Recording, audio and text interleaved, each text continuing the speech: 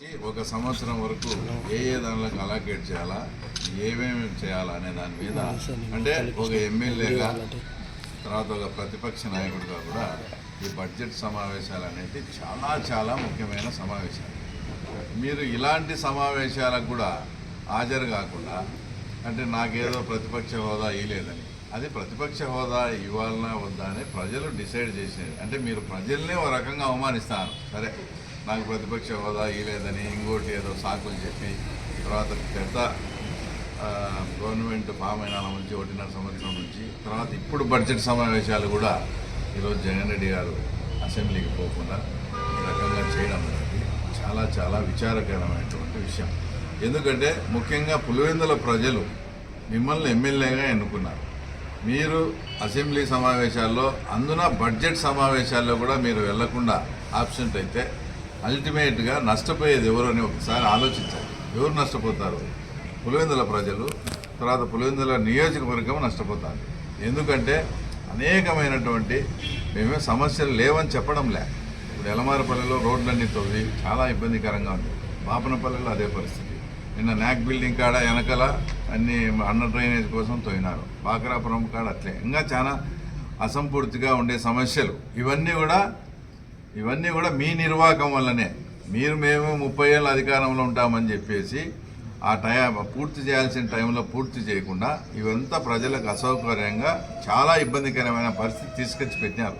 మేము మా వంతు కృషి చేస్తున్నాం. మేము కూడా తొందరగా ఈ కంప్లీట్ చేయాలని కూడా చూస్తున్నాం. కానీ మాకన్నా నువ్వు ఒక మాజీ ముఖ్యమంత్రివి, నువ్వు ప్రజల చేత ఎన్నుకోబడిన పులివెందుల ఎమ్మెల్యే కాబట్టి మా పులివెందుల ప్రాంతంలో ఇవన్నీ సమస్యలు ఉన్నాయని మీరు అసెంబ్లీలో మాట్లాడితే వాటికి ఇంకా తొందరగా కూడా పరిష్కారం వస్తుంది. ఆ వైపు ఆలోచన చేయకుండా మీరు ఒక ప్రతిపక్ష పార్టీకి చెందిన ఒక పార్టీ అధ్యక్షుని. మీరు పులివెందుల సమస్యలతో పాటు రాష్ట్ర సమస్యలు కూడా మీరు మాట్లాడే తర్వాత మీకు రైటు అవన్నీ మంచి ఒక అద్భుతమైన వేదిక.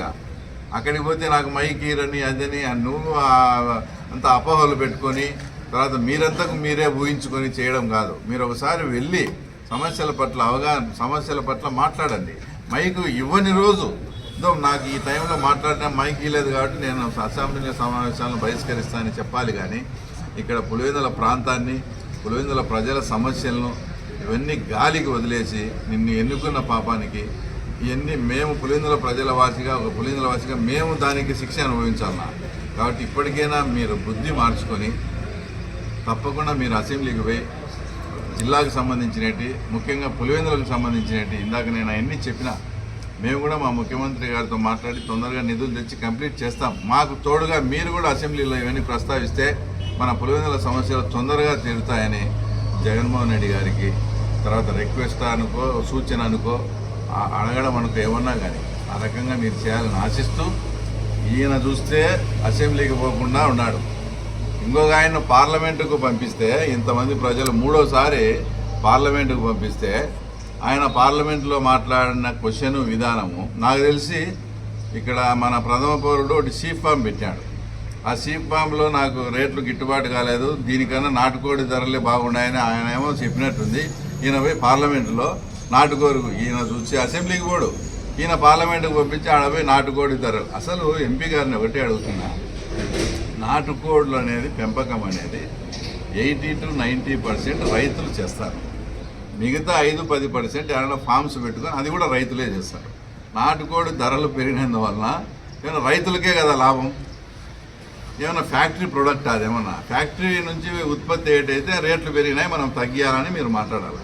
అంటే రైతులకు దానికి సంబంధించిన రేట్లు పెరిగితే కూడా అది కూడా మీరు ఓర్చలేక దాని మీద ఇంకా ఏం సబ్జెక్ట్ లేవని తర్వాత దాని మీద ఆయన మాట్లాడడం. అసలు ఇది పార్లమెంటు పుట్టినప్పటి నుంచి ఇంత ఆలోచింపదగిన ఇంత నిర్మాణాత్మకమైన ఆలోచింపదగిన ప్రశ్న ఇంతవరకు అసలు ఇంతవరకు కాలేదంట. అక్కడ లోక్సభ వర్గాలు జరుగుతున్నాయి.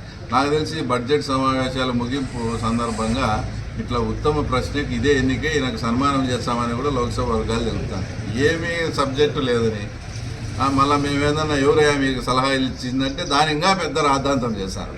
కాబట్టి ఎంపీ గారు BSNL టవర్లు పెట్టడము ఏదైనా రైలు ఆపడం కాదు, రైలు స్టేషన్ కాడ ఆపించడం కాదు. మీరు 3వ సారి ఎంపీ మన ప్రాంతానికి ఏదన్నా ఫ్యాక్టరీలు కానీ మన ప్రాంతం ఏదన్నా బాగుపడేటట్లు మీకు మూడోసారి ఎంపీ ఆ అనుభవాన్ని అంతా ఉపయోగించి లోక్సభలో మాట్లాడి ఏదన్నా అక్కడ మన ప్రాంతానికి ఉపయోగపడేట్టు చేయాలని. తర్వాత ఒకటి, ఈయన చూస్తే నాటుకోళ్ళు ఇదేంటాడు, ఆయన చూస్తే